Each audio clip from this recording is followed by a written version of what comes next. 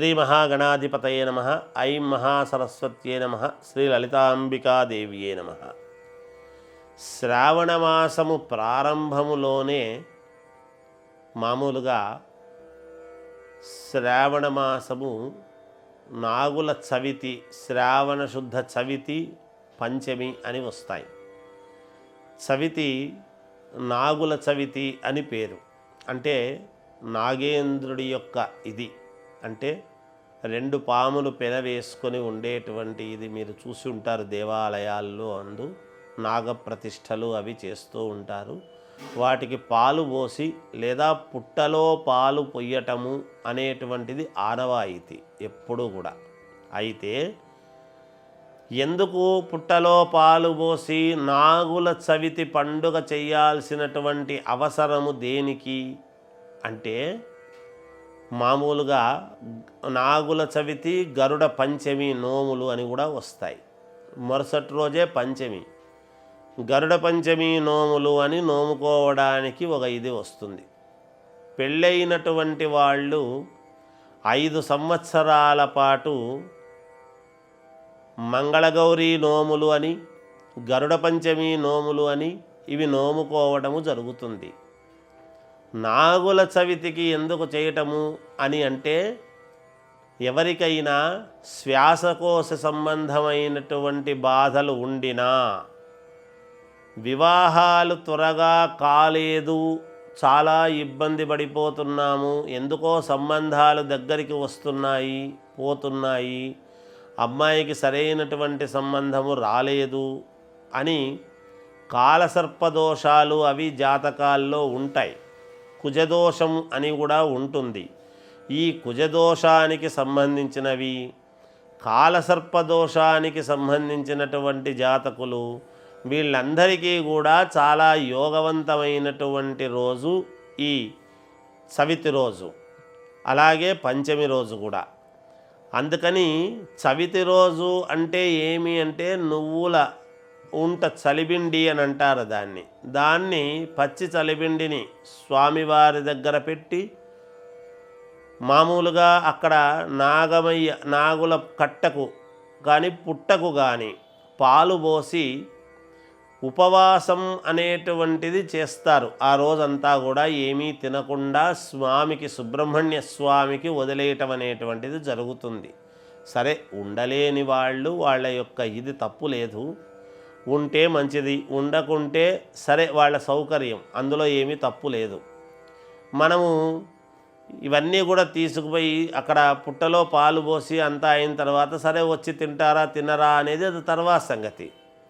మరుసటి రోజు గరుడ పంచమి నోములు అని ఉంటాయి. ఇవన్నీ ఎందుకు ఉపవాసం ఉండాలి అంటే, సంతానము కావాలనుకునేటువంటి వాళ్లకు కానీ, పిల్లవాడు చాలా మంచి యోగవంతముగా ఎదగాలి అనేటువంటి ఇది కానీ, పిల్లవాడు కానీ ఎవరైనా సరే వీళ్ళు పిల్లల కోసమని ఇలా ఆరోగ్యపరంగా వీటన్నిటికీ కూడా కలిసి వచ్చేటువంటి విషయముగా నాగుల చవితి పండుగ రోజు చాలా విశేషమైనటువంటి రోజు పాలు పోస్తారు.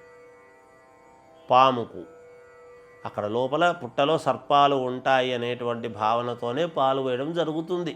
సహజంగా గర్భములో ఉండేటువంటి దోషాలు ఏమైనా ఉంటే పోవటానికి చాలా ఉపయోగపడేటువంటి పుణ్యమైనటువంటి రోజు ఈ రోజు అని. అలాగే గరుడ పంచమి రోజు, అది గరుడ పంచమి నోములు కూడా అందుకనే మనకు కథలో కూడా చెబుతారు. అంటే ఇద్దరు అక్క చెల్లెళ్లకు ఒకరికేమో పాములు పుట్టటము, ఇంకొకరికి ఏమో గరుత్మంతుడు ఇవి పుట్టడము జరుగుతుంది. అలా దాయాదులుగా పిలువబడుతూ ఉంటారు. అందుకనే మనకు సామెత, పుడుతూ అన్నదమ్ములు పెరుగుతూ దాయాదులు అని ఒక సామెత కూడా వచ్చింది. ఏదైనా మనకు వంశము నిలబడాలి అంటే సుబ్రహ్మణ్యేశ్వర స్వామి యొక్క అనుగ్రహము పరిపూర్ణముగా ఉండాలి. ఆ సుబ్రహ్మణ్యేశ్వర స్వామి యొక్క అనుగ్రహము పరిపూర్ణముగా పొందడము కోసమే ఈ గరుడ పంచమి నోములు.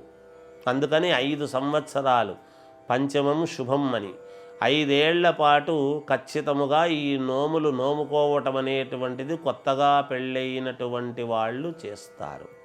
అలాగే మంగళగౌరి మంగళవారము రోజు, ప్రతి శ్రావణ మంగళవారము రోజు గరుడ పంచమి మనం మామూలుగా మంగళగౌరి నోములు ఉంటాయి, అది ఇంకొకసారి చెప్తాను.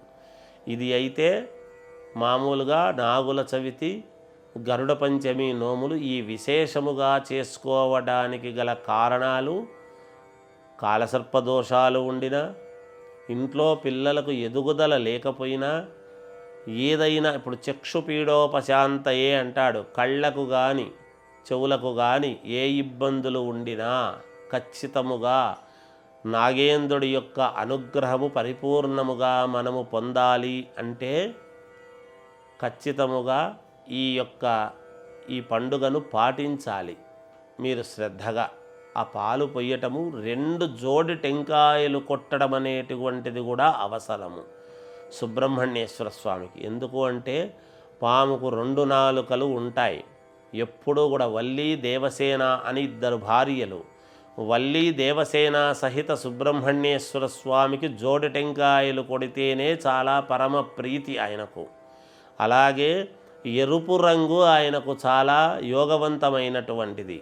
అందుకని కందిపప్పు అది కూడా దానము చేస్తూ ఉంటారు కుజుడికి. అందుకనే పగడము కూడా స్త్రీలు మెడలో కట్టుకోవడానికి కావాల్సినటువంటి ఇది అవసరము. అందుకని ఇలా చాలా ఉన్నాయి విశేషాలు. అందుకని ఇప్పుడు గరుడ పంచమి నోములు, నాగుల చవితి వస్తున్నది శ్రావణ మాసములో, ఇది చేసుకోండి, మీకు చాలా యోగవంతముగా ఉంటుంది అని తెలియజేస్తూ జయోస్తు.